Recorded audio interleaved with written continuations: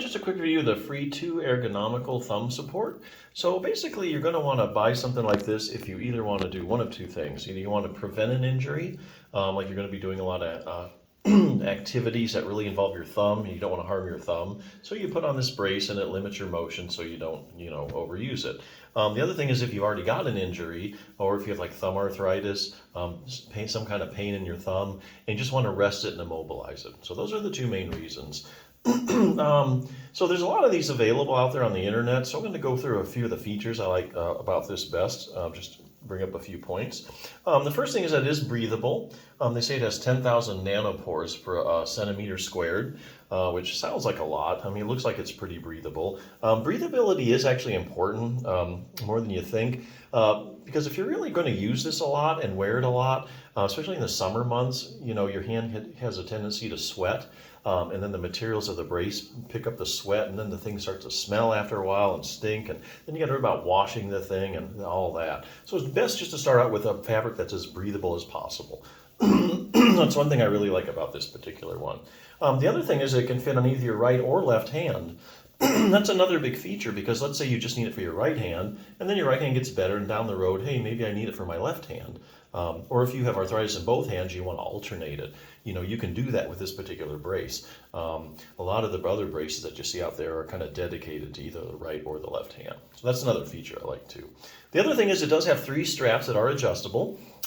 It's a positive and negative thing. The first thing is positive because it gives you more adjustability. It's more flexible as far as the comfort level. So you can do the thumb here and then the wrist. So more adjustability usually means more comfort, which is good. Bad part is if you have arthritis in like both hands, for instance, or pain in both hands, more Velcro straps do mean you have to do more adjustments, make more adjustments with a hand, your other hand that might, be painful or have discomfort in. So sometimes it can be hard if there's a bunch of straps on something. It's just hard with your other hand, especially if you're like right-handed and you have it on your right hand and then you got to use your left hand to do the straps. Sometimes that can be kind of difficult. So anyway, just a few features to keep in mind. So if you're looking to immobilize your thumb for whatever reason, I think this is a pretty good choice. Now, if you're having a lot of thumb issues, there are some other things that you can do for your thumb that are pretty simple to do. Let me show you a few things real quick. I'm getting these from the Healthy Thumb Handbook. So basically, the first thing you can do besides immobilize something, because mobility is good because you can rest it, but relaxing your thumb muscles in particular. So you might have pain coming from your thumb, or if you have, for a couple of reasons. If you overuse your thumb, the muscles can obviously talk to you and, give you some pain. The other thing is, a lot of people don't know this, but if you have like thumb arthritis, if something's going on in the joint, a lot of times the muscles react to what's going on in the joint, and so the muscles also get painful. So not only do you have, the joint giving you pain, but you also have a muscular component to your pain. So it's always good to kind of iron that out. Muscles can develop these things called trigger points. These are irritable spots in the muscle, and this will show you where there's certain points where you can press on and kind of work those out so you can get rid of your muscular pain, if you happen to have any. Now, if you do have thumb arthritis, a lot of times people don't know this, but your web space is going to get a little tight, so you got to make sure that you keep that stretched out. So that's a really easy thing to do. The other thing is taking pressure off the thumb joints. So if you have an overworked thumb, the muscles can hurt. Obviously, the joint, can cause you problems as well. In a thumb arthritis, a lot of pain does come from the arthritic joint.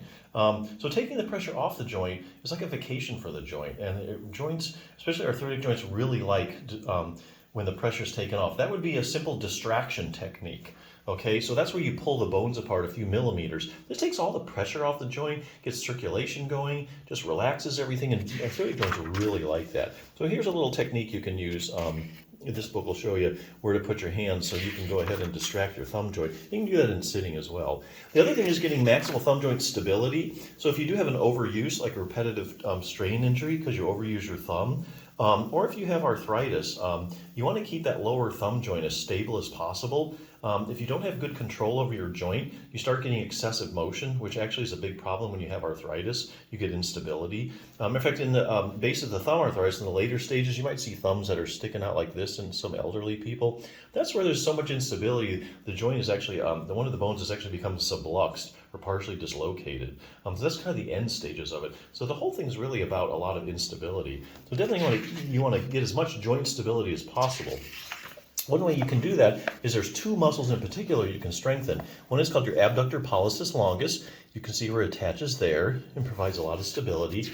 And the other one is your abductor first dorsal interossei, okay, and that attaches right here. And you can see where it attaches right at the base of the thumb. So here again, a couple exercises, do them 2 or 3 times a week. You can use a rubber band for resistance and get really good strong thumbs. So yeah, there's a lot of, just some more tools for your toolbox, a lot of things you can do for your thumb if you know how. One of the easiest things is just slapping a brace on, immobilize that joint. Immobility for a certain amount of time does help get rid of the pain and let things heal. So if you're in the market for one, check it out.